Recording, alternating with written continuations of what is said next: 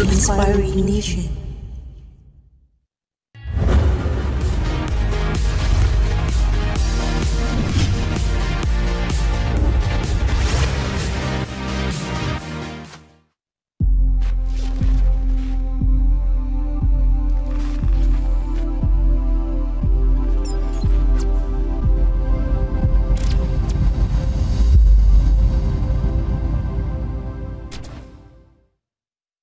Assalamualaikum warahmatullahi wabarakatuh. Salam sejahtera untuk kita semua.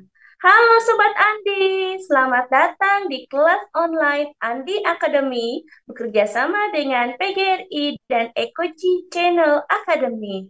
Hari ini kita bersama akan belajar mengenai Parenting 4.0, mengenali pribadi dan potensi anak Generasi Multiple Intelligence, karya Aam Nurhasana.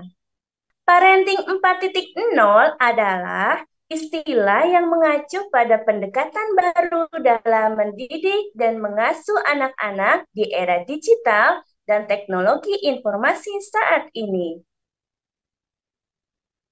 Mengapa hal tersebut penting? Mengenali pribadi dan potensi anak generasi multiple intelligence atau disebut MI merujuk pada pemahaman tentang berbagai jenis kecerdasan atau potensi yang dimiliki oleh setiap anak dengan mempertimbangkan konsep multiple intelligence yang dikemukakan oleh Howard Gardner. Howard Gardner terkenal karena pandangan revolusionernya tentang kecerdasan manusia yang mengusulkan bahwa manusia memiliki berbagai jenis kecerdasan yang berbeda.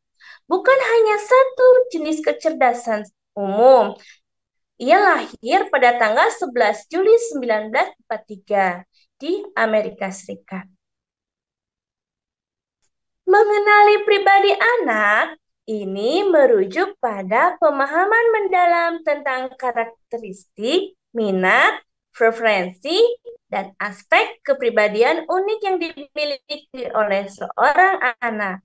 Mengenali pribadi anak melibatkan pengamatan dan analisis terhadap bagaimana anak berinteraksi dengan dunia sekitarnya, bagaimana mereka mengekspresikan emosi, dan bagaimana mereka merespon dengan berbagai situasi.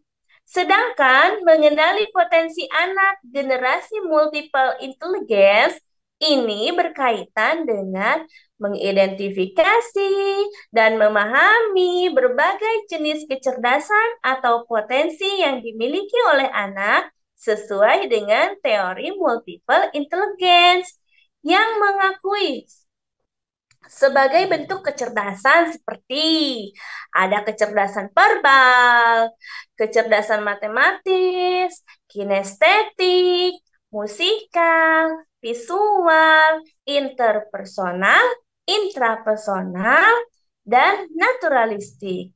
Mengenali potensi ini membantu kita merencanakan pendidikan dan pengembangan anak secara lebih holistik.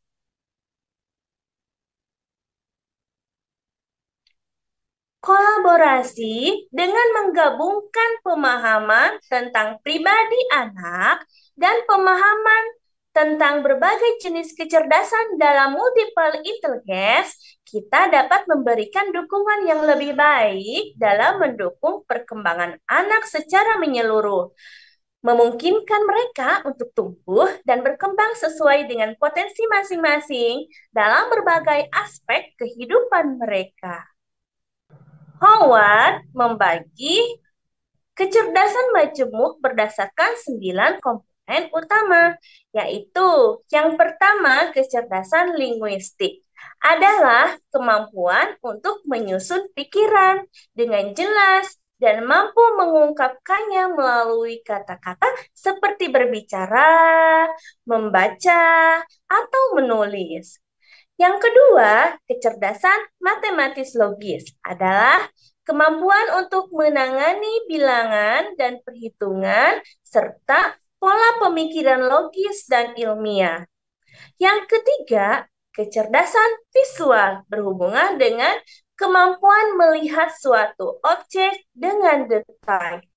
Yang keempat, kecerdasan musikal adalah kemampuan untuk mengembangkan, mengekspresikan musik, irama, nada, dan suara. Yang kelima, kecerdasan kinestetik adalah kemampuan menggabungkan gerakan fisik dan pikiran sehingga menghasilkan gerakan yang sempurna. Yang keenam, kecerdasan interpersonal adalah kemampuan untuk mengerti dan memahami orang lain.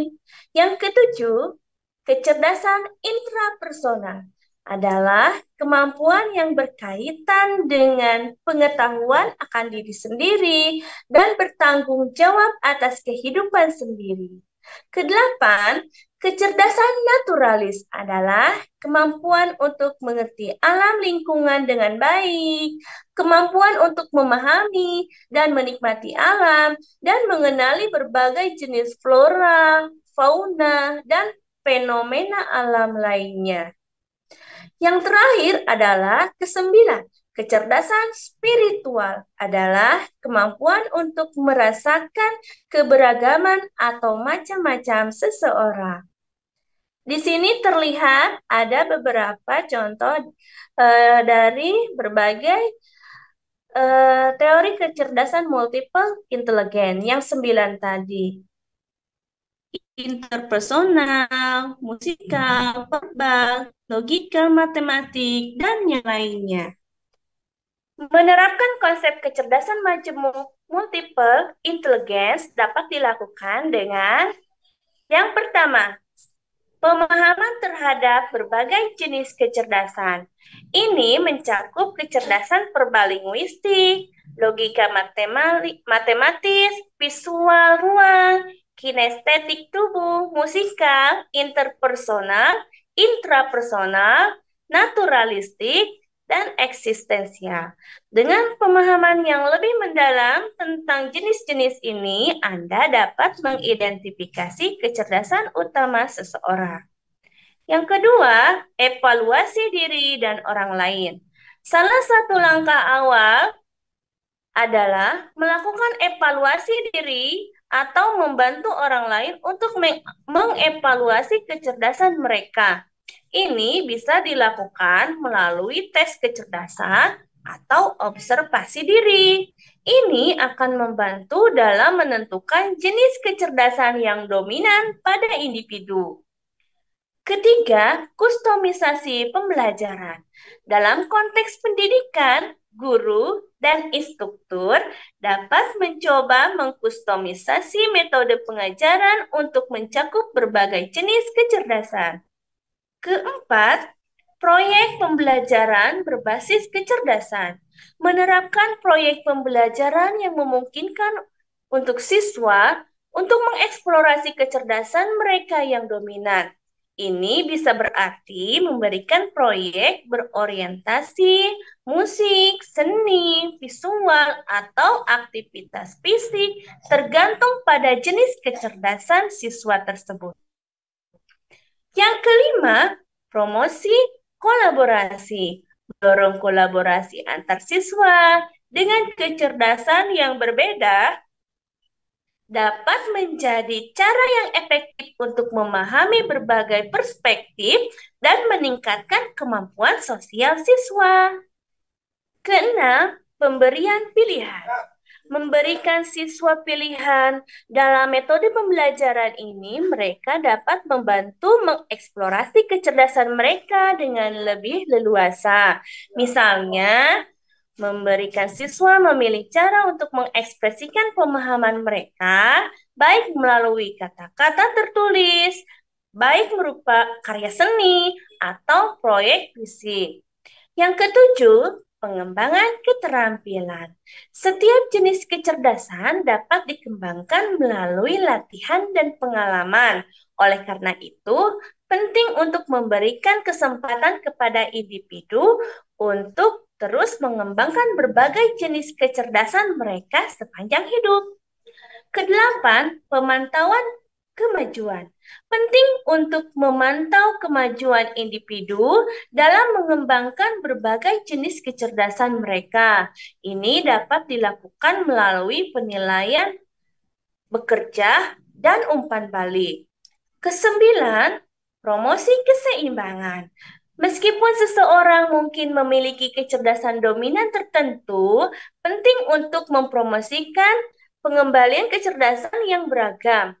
Ini membantu individu menjadi lebih terampil dan berpengetahuan dalam berbagai bidang.